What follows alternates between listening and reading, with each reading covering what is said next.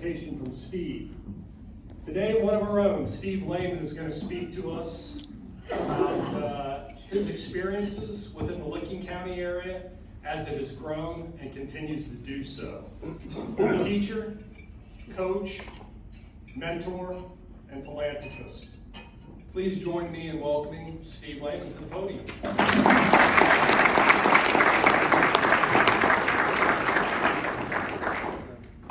Thank you all. 19 months ago, I stood here and did this, and the heading of that was, there's a lot going on. No? There's a lot going on. I'm here to tell you there is still a lot going on. Thought we'd start out with a quick review of some of the things we talked about 19 months ago. This is the temporary bridge over the Showman Arch over the Raccoon Creek on Cherry Valley Road. I think this is one of the finest examples of local government at its best. It took a problem that was expensive and time-consuming and found an inexpensive, quick way to fix it. I had always hoped that this temporary bridge was going to be permanent because I kind of like having two options. The city says, no, we're not going to do that. That temporary bridge, which you can see there, I get my little, pardon me while I get organized. You can see the temporary bridge sitting there. That's going to stay there until the city finds another use for it. They have some ideas in mind. If they do use that temporary bridge someplace else, the Showman Arch will become a park or a historical exhibit. It dates back to the Ohio and Erie Canal. That arch doesn't owe anybody anything. The subtitle of that talk 19 months ago was the Year of the Bridges. Here is the finished Thornwood Connector Bridge, which I don't know, I like it. They did a good job. The roundabout, Newark's only to date 2-lane roundabout. I'm sure they'll figure out more before we get too far down the road, but right now it's our only 2-lane roundabout. And then we talked about the Thornwood Hill.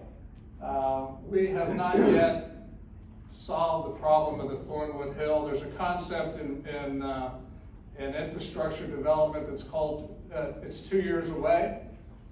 That's code for it's coming, we don't have a clue when. They'll solve the problem, and 2 years out is the solution for the hill on Thornwood.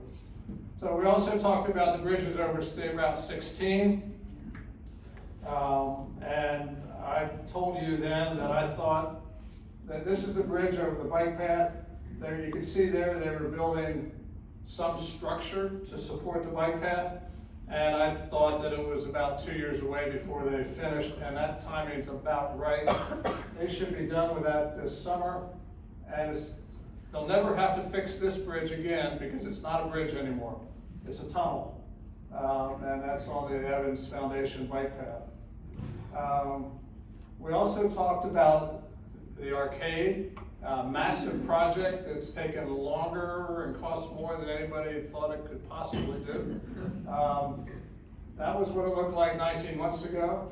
This is what it looked like last Friday at the farmer's market. If you have not been to the arcade, do yourself a favor, go on a Friday at farmer's market. The energy there is palpable. So, we also talked about how the city of Newark was interested in fixing little things. This doesn't look like much, but those are transformers. And they were those old transformers, they're 80 years old. I don't know how old they are. They've been there a long time. They're not very attractive. The city made a commitment to get rid of them, and voila, they're gone. It's still not a pretty alley, but it doesn't have those ugly transformers. And if you notice downtown, they've disappeared. All the electricity is now on the ground. We also talked about 19 months ago, a coming parking garage. Now, who thought you were going to get a parking garage this quick? This is what it looks like right now. The city of Newark took control of it. Newark Development Partners was doing the development. The city decided they would bond it, which solved the financing problem.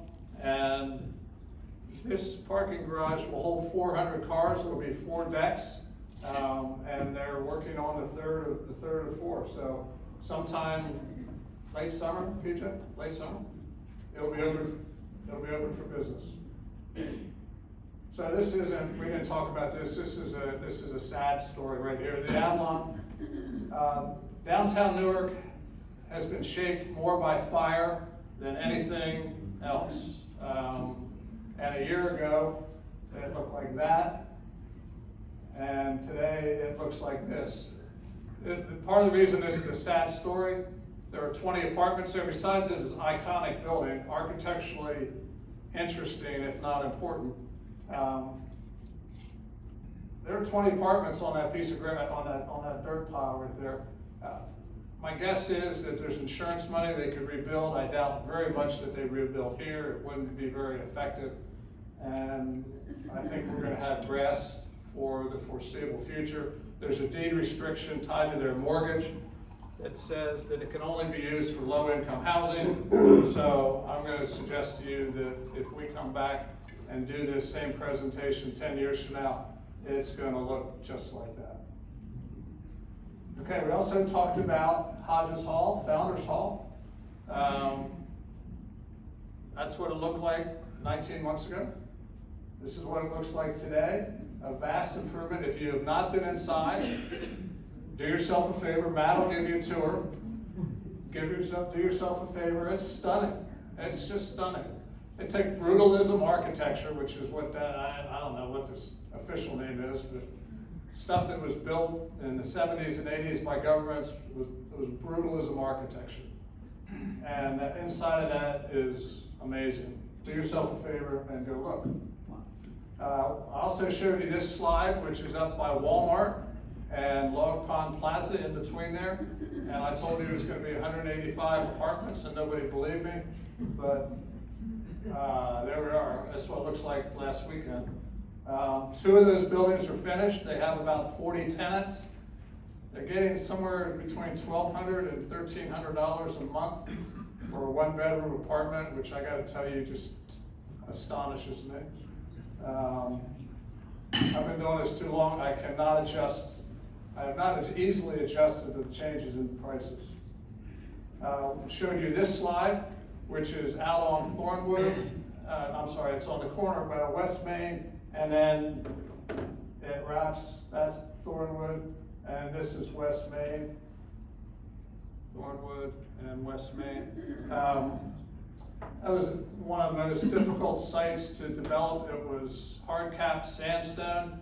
They spent $3 million with Layman excavating to make it buildable. If you go out there last weekend, it looked like this. Better picture right there. They say they're going to be open for business in September. I don't see how that's possible, but I would say they'd certainly be open for business to rent those units by December. There's 300 units going on this 12-acre parcel. And if you spend $3 million with Layton moving a bunch of rock and dirt, you get a mound that looks like that, and that's sitting out there, and I don't know what they're going to do with it. But that's a big pile of rock. Anyway, I'm glad those guys know what they're doing. So there's a lot of stuff going on in Newark. If we, I don't know if you know, a guy by the name of Mike Carell, is a real estate entrepreneur, has made a pretty good living by building buildings just like this. It doesn't look like much, but he's got over 100 units that he's built like this, and they support small businesses that need 1,500, 1,200 square feet. It's an important fabric of our community, and he's done a great job of providing space for small businesses to operate from. This is out on Builders Drive, opposite the concrete plant. That's in the background there. You can see the apartment complex that we just talked about.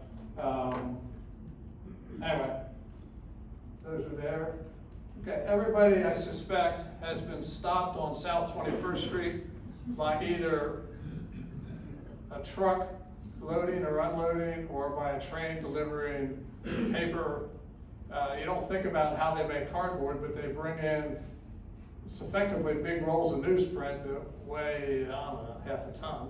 And they come in on train, so the train backs that, or stops that road periodically. Anyway, this has been a fixture in Newark since the 40s. Okay, this ground, Thornwood Drive, that looks backwards to me. Anyway, Thornwood and the railroad track. It's better on this one.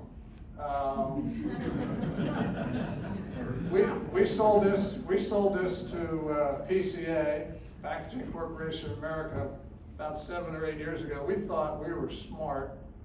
We bought it about 20 years ago for $5,000 an acre and sold it to PCA for $25,000 an acre, and thought we were really smart. And then COVID comes, supply lines get snarled, and our $25,000 an acre ground should have sold for $75,000 an acre, but our timing wasn't good. We sold way early. Anyway, you didn't ask for that story. PCA is starting to work, and they are going to build. I was hoping Kevin Hansel would be here and he could tell us more. They're going to build a 556,000 square foot factory. They're going to spend on construction and equipment $225 million, and they've got a $9 million payroll.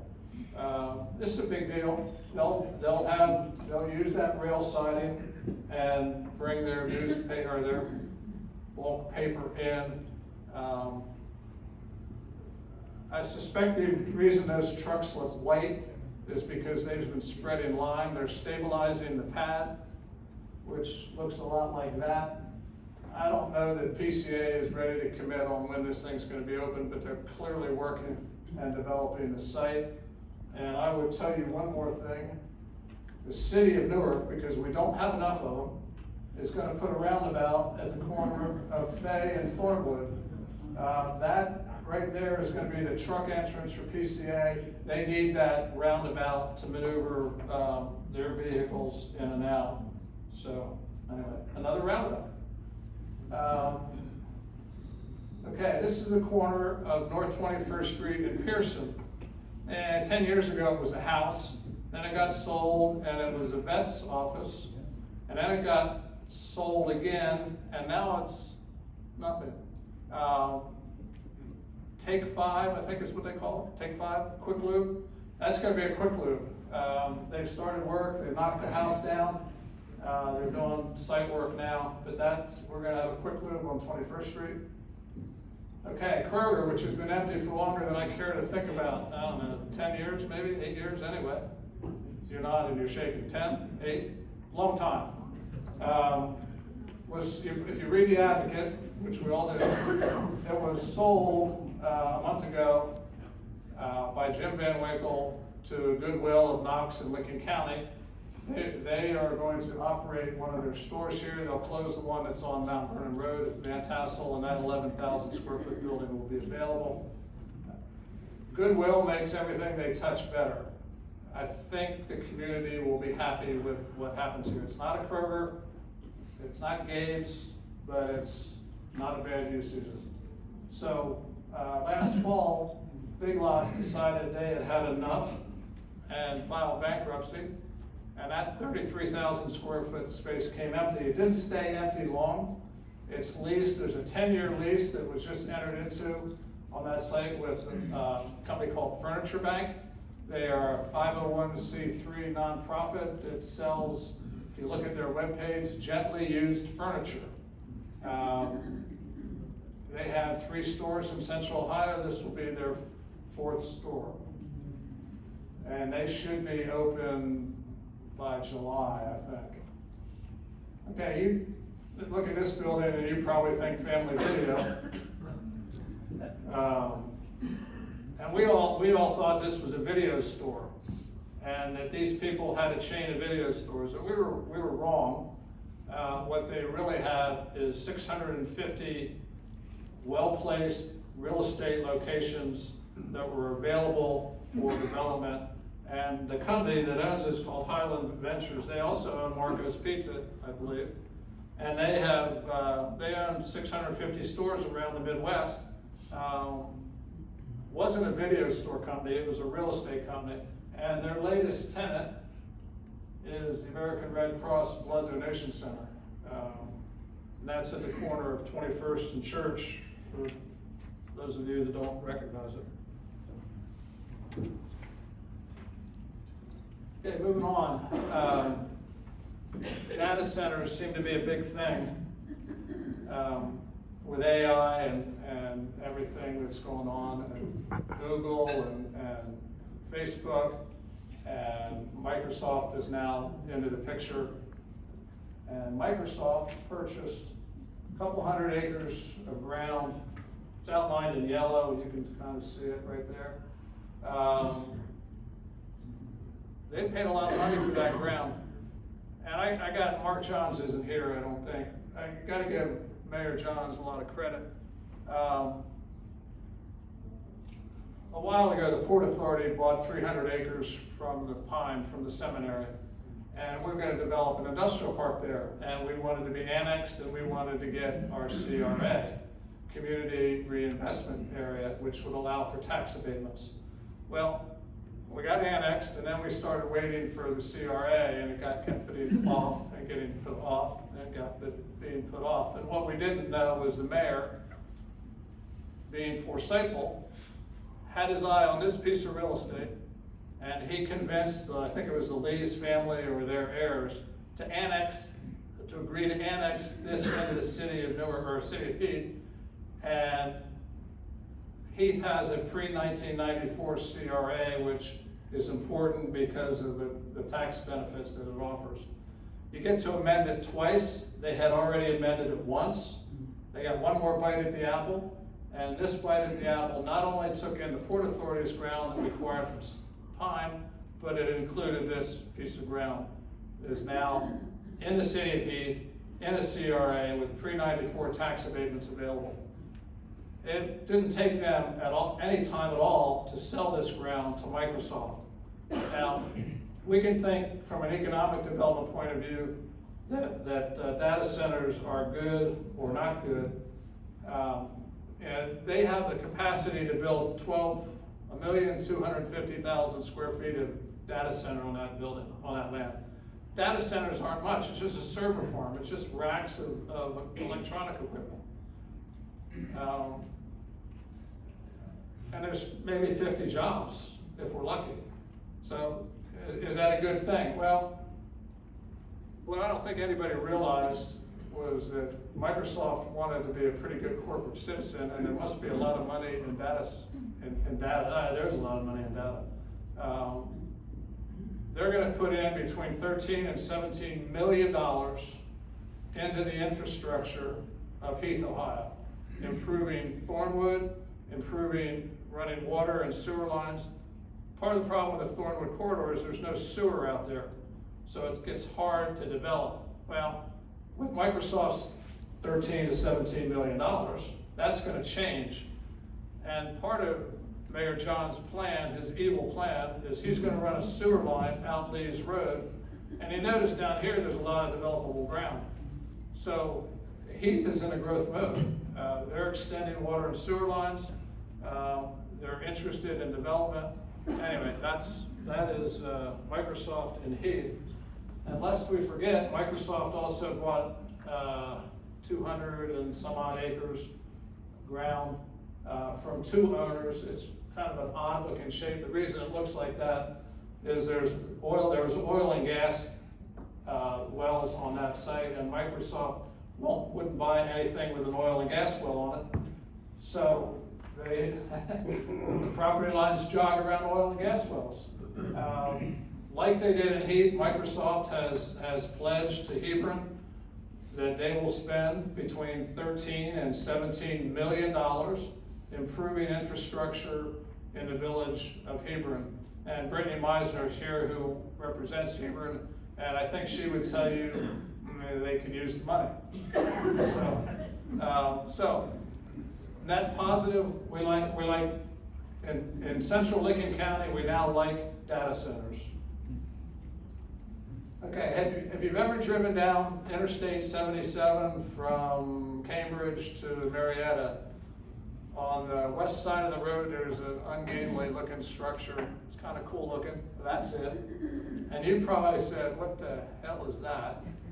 And the answer is, this is a gas to electric plant. Now you might ask, why am I showing you something that's down there? Well, everybody knows that data centers are electric hogs. They use more electricity than AEP can provide, or they will very shortly. So entrepreneurial type people are trying to figure out, hey, is there a way we can provide electricity? So there's lots of gas available in Ohio. There's way more gas available in eastern Ohio. So that plant is taking natural gas, converting it to electricity.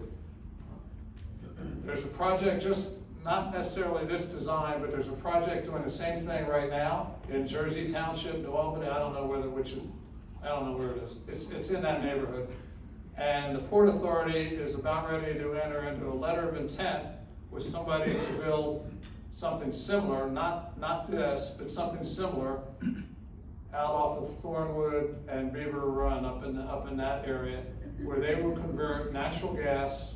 And we know there's natural gas because we had those gas wells, you remember, on that Microsoft site. So they're going to convert natural gas to electricity, which is a good thing for all of us.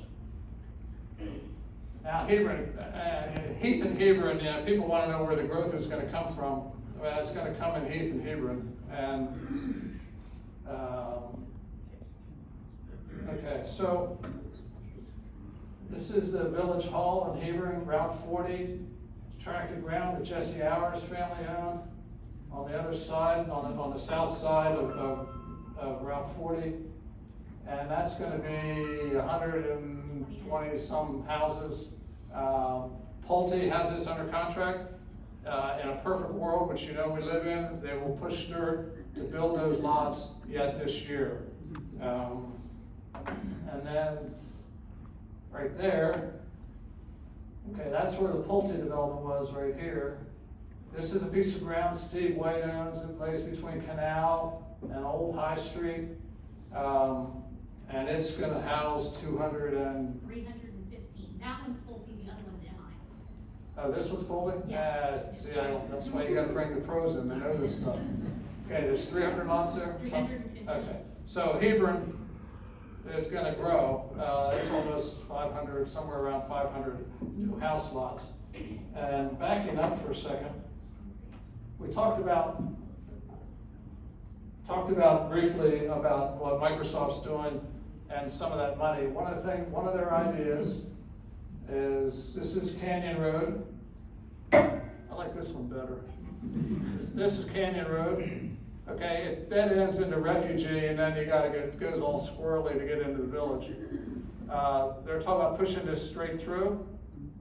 So Canyon Road would connect directly to 40, which is gonna make Canyon Road a lot more accessible. And that becomes important about something we'll talk about in a minute. So anyway. If you have any questions, feel free to ask Brittany or ask me. Just raise your hand if you want to talk about something. Anyway, that's the Pulte subdivision. Sorry. Okay, and lest you think they're not interested in multifamily, this funny little piece of ground right here, you may remember that 15 years ago. It was a fairly ratty trailer court. It's just south of just north of the industrial park. That Speedway is right here. And right now, they've started pushing dirt around and doing site work. And it's going to be 42 unit apartment, seniors, National Church residency. They're a good operator. It should be a good thing. Okay, now we get to Heath. Heath is really going to grow. Their population right now is 10,000 people. Give it 10 years, it's going to be 22 to 25. But before we talk about their growth, let's talk about the really important things. What you see in front of you says Billy Lee's Chump House. But if you wish and hope and pray, this is going to be a Waffle House. And those of us that love breakfast can't wait until that's a Waffle House. I don't know when they're going to start construction, but they have acquired the land, they bought the land. They'll start soon. I'm surprised they haven't started already. And because of the way that road works, they'll actually have access to the traffic light, which is a really good thing. Okay, this lovely piece of property here, it's about 99 acres. It's the old Shell Farm. It's on Irvingwick Drive. It's right across the street from River Oaks subdivision, right next to River Oaks condos. Beautiful tract of ground. It is under contract. D.R. Horton plans to build 240 houses there on a plan that looks like a lot like that. This is Irvingwick. In a perfect world, construction could start this year.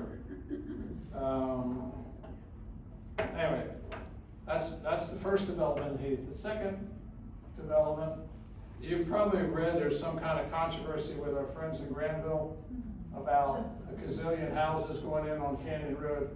That's this site here. South there's the village of Granville, 37. Canyon Road, which we talked about going out, will eventually hit 40, is right here. Now, that ground got annexed into Heath, and somebody could say, well, Heath was mean and nasty for doing that. But what started all this, and you can feel free to correct me, Park, if I'm wrong, but what started all this, Heath needs a water tower. The best place for them to put the water tower is right there. And as they started talking to the owner of the land, the idea of the annexation, the idea of turning it into residential, it being in Granville School District, it was considered to be a prime property. This is 2 years away. There's no water and sewer here yet. Heath's pushing. MI Homes, who has a contract on that, is pushing, but that sewer's it's ways away. But I'll say 2027, I think, 2027. I should also tell you that all these production builders, Pulte, MI, Horton, that own this stuff, and a good subdivision for them, a really good subdivision for them is 50 or 60 houses a year. So we're talking all total. In Hebron, there's 350, give or take. In Heath, there's over 1,300 single-family lots coming. Just remember, they're only going to get built out at 50 or 60 per year per subdivision. So while the change is massive, it's not happening overnight. Okay, this is the rough sketch of what we're talking about for the ground on Canyon that was annexed out of Union Township into Heath. Heath utilities, Heath zoning, Granville schools. And development, we call that a home run. Okay, this is the holy grail. How much time do I have? I got time. This piece of real estate is the holy grail of real estate in Central Ohio. It's the the green area is 300 acres. We affectionately knew it as the Van Voorhis Farm. My partner Dave Anderson and I flew out to Boston in 2002 to talk to the Van Voorhises about developing this farm. We worked at it for about 10 years, and you can see how much progress we made. We didn't make a lot of progress, but we did something really smart. We sold it to the Emsweiler family, and they brought in a developer who had a different idea than we had, and this project is not 2 years away. This is imminent. Now, real estate people will often tell you that that's the most complicated project in the world, and you roll your eyes and say, how hard can it be? It's real estate. Well, this one was pretty hard. There's a couple of issues involved. One is archaeological. The Hope wells were all over this ground, including the great hypothesized Hopewell Wall, which in theory ran in a straight line. Two parallel walls ran in a straight line from the Octagon Mound to Chillicothe. I was not a believer in that theory until I walked this site probably 8 years ago with Brad Lepper, and we were down here in this toe of this boot, and it's nothing you can see. But he said, walk here. I walk there. And then goes 100 feet away, and walk here. I walk there. And I'll tell you that my feet could feel something. There's something on the ground that was different. And I came out of that experience thinking, no, this is real. At Hopewell, there were two walls that crossed the Van Boris right there. So the archaeological people really want that ground. And we had negotiated something, and Joe, I expect you negotiated the same thing. But the state will end up with this. Will the state end up with this? City right now. The city's going to end up with it. It's going to end up with the government. So the archaeological was significant. That was one thing. The other thing that was interesting was there's 25 acres of woods, and there's about 12 acres of wetlands within those woods. It's hard to do anything with wetlands these days. Plus, we got a stream crossing, which involves the Army Corps of Engineers. Plus we have the former pure oil plant. When I first came to Newark in 1975, the carcass of the refinery was still there. The remnants of the refinery, which is all the pollution that's underground, is still there. And it is still, I mean, they've been working at it for 30 years, but it's still an issue. Let's see. Okay, so we got the airport. That's another complication. The reason this is a holy grail, at least for some of us, the city of Heath has always been in love with this real estate. You know that because when they built the mall and they built Cross Creek Center, they dropped a 5-lane road right there. That was called Airport Parkway at the time. So they dropped a 5-lane road. It's the only frontage this property has, right there. So the idea was to push this road over to Central Parkway. The question is, how do you get it there? And that's been one of the major challenges of how to get it there. So we got wetlands, we got railroad tracks, we got the extension, we got contamination, we got the Army Corps, we got archaeological. There's a lot going on this piece of ground. But they're making progress, a lot where we didn't. So you may have seen this, speaker 2 weeks ago had this slide up. I don't need to go over it. That's a better view of what they're talking about. We had planned to do industrial up in here, up there. The plan now is to do residential. It's cheating, it's way easier. We were trying to do it the hard way, and they took the easy way out. I don't blame them. Okay, I look at this, and the first thing that came to my mind was Bridge Park. Anybody been over to Dublin and see Bridge Park? A transformative development.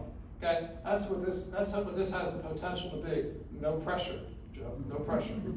But that has the potential to be a transformative development. And if they build that, it'll be great. I'm so glad. Okay, we've talked about that. Okay, they're working on the archaeological right now. Now, I think there's probably a commitment from the state not to stop the development because they volunteered to allow them to do stuff. So is that the Hopewell Wall? Are they in it or between it? They bisected with Okay. both walls, so that's about 100 foot across in Okay, between the walls. so they're playing around in the Great Hopewell Wall there. Okay, there's the pure oil refinery at its peak. In 1975, the first time I saw it, it was just a carcass. It was out of it. Anybody here remember when it was operational? Pat, you remember that? Yeah. Okay, then this is a slide that sort of shows some of the moving parts. There's a potential to extend the runway for the airport to allow bigger jets to land. There's a potential, here's the road.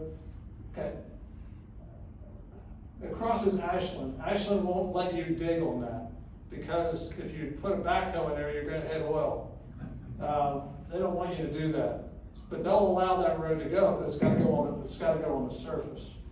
So, and then it just connects to Central Parkway. It'll connect to Central Parkway, and there's just a lot of moving parts. Moving on. Okay. And then this is Central Parkway West looking east. This is where it'll connect. And we can't talk about real estate in Ohio without talking about Intel. Intel, this is where they say they are. The last thing that you've heard publicly was 2030. I'm here to say, no, that's not right. It's gonna be way sooner than that. If you go out there last Sunday, this is what it looked like.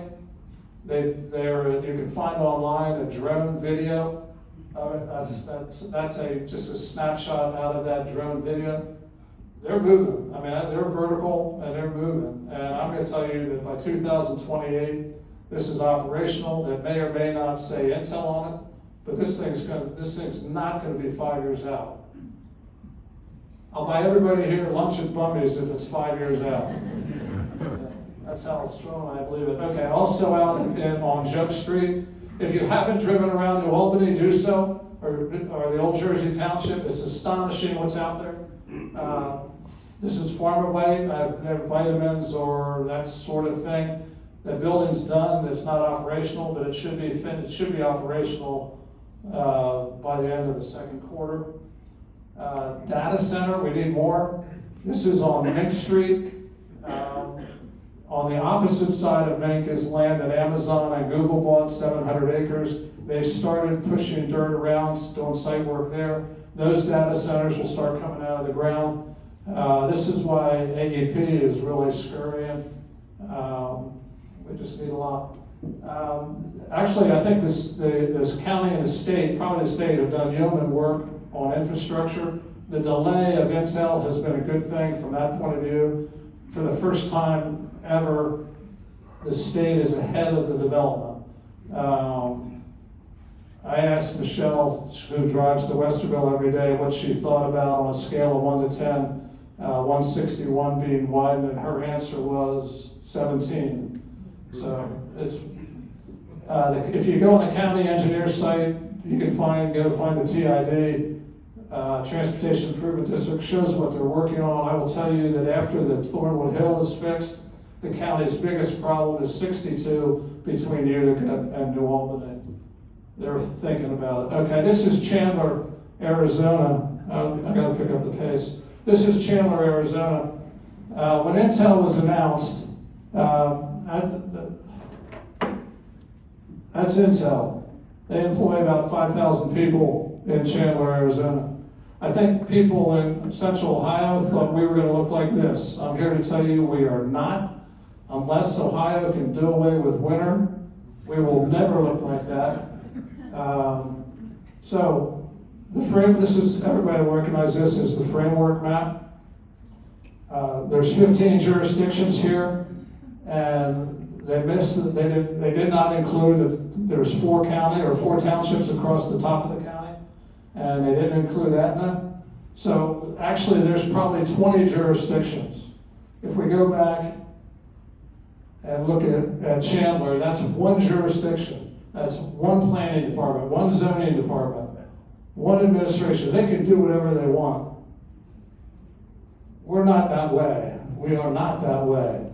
There's 15 jurisdictions here. There's probably 20 all total. And I don't know whether you've noticed, but local jurisdictions seem to be very jealous of their prerogatives, and they don't want to be told what to do. Okay, another reason why we're not going to look like Chandler. Okay, that's Centerburg, which has water and sewer. That's Intel. That's Newark. Intel is closer to Centerburg than it is to Newark. There's about 150,000 developable acres there. Our grandchildren will still be looking at corn. Our grandchildren's children will still be looking at corn. That's a lot of land. So we talked about the jurisdictions. 1 jurisdiction that's committed to growth is Jersey. You can see their master plan. They're going to be, well, they want to be built out in 10 years. The sewer and water district is in the process of delivering about $400 million worth of water and sewer lines through Jersey. The water line's going in now. The sewer is 2 years away. Okay, so this is St. Albans Township. This zoning map comes after framework. So we've all had these conversations on what's happening, and they decided this is what they want to do. Green and zoning means agricultural. They want to stay rural. Their zoning, it's either 2.5 acres per lot or 3 acres per lot. I can't remember which. They have no intention of growing, and there's no water and sewer here. Okay? So this is Liberty Township, which is just north of St. Albans. It's the same thing. Green means agriculture. This postdates framework. They've made a decision. They want to be agricultural. They're going to stay agriculture. There's no water and sewer here, and tell me if I'm wrong, Jim, but no hope of water and sewer to Liberty Township. So 40 years from now, Liberty Township's going to look a lot like that. If you want to build a house, you need either 2.5 or 3 acres to do it on. Okay. If you drive down New Albany, or I'm sorry, 161 last Sunday, you'd see this. You'd see this and you'd wonder, what the heck's this thing? This is a water tower. If you go by it today, they've painted the word Jersey on there. This thing slides up on top and becomes a water tower. I don't know when they're doing that, but sometime soon. Thursday, there you go. All right, now, you wonder, I'm running out of time. You wonder what this, don't stand up yet. You wonder what Admiral, okay. The state of Ohio used to love Intel. The state of Ohio now loves Admiral. They're going to build drones here. It's a multi-billion-dollar deal. You can see 4,000 direct jobs, another 4,000 indirect. It's here, right in here somewhere. That's Rickenbacker, the outer belt. You might ask, why am I showing that? And I'm just saying that the state of Ohio has gotten really good at attracting high-tech stuff. This is only going to benefit us. Okay, anybody know what this is, quickly? It's Cahokia. What is Cahokia? Cahokia is a World Heritage Site. It's in Illinois, about 20 miles east of, on the other side of the river from St. Louis. And that's a silly-looking piece of mound. I mean, Cahokia was probably the largest pre-Columbian civilization that we're aware of. And this mound, it's just a big mound with a platform on top.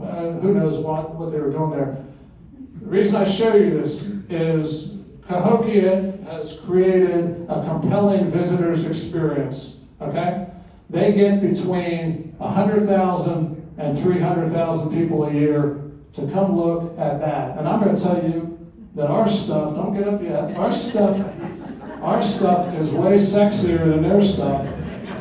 And if the state and the Ohio History Connection get their act together, we can have a compelling visitor's experience here. We can bring 300,000 people here. We'll need new hotels. The restaurants will do better. And after they go there, they're going to come downtown and they're going to look at the arcade, and then they're going to look at the Lewis Sullivan Building. And there's the inside of the Lewis Sullivan Building. They're getting ready to redo the murals. This will be done in October. This August will be done in August. Yeah, you want to bet? Okay, so you're wondering what the heck is going on with this building next to Lewis Sullivan? What's that metal about? Well, the historical people said you have to save the facade. So all that metal is just bracing the facade. The reason the facade needs braced is they've totally gutted the building. They're getting ready to put an elevator in there. That's the foundation for the elevator. And that'll service the Lewis Sullivan Building.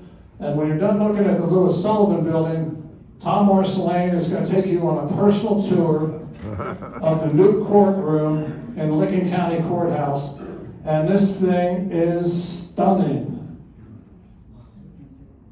And we're going to end right there. Does anybody know who Justice Woods is? Yeah, well, you do. This is. I promise I'll sit down after this. Justice William Burnham Woods was mayor of Newark in 1854. He eventually became Speaker of the Ohio House. He was a Major General during the Civil War. And in 1881, he was appointed by Rutherford B. Hayes to the United States Supreme Court, where he served until he died in 1888. And I'm done. Thank you, Steve. If you get a chance to ask a question, I'm sure Steve will stick around and you can do that. Next week, Jordan Davis,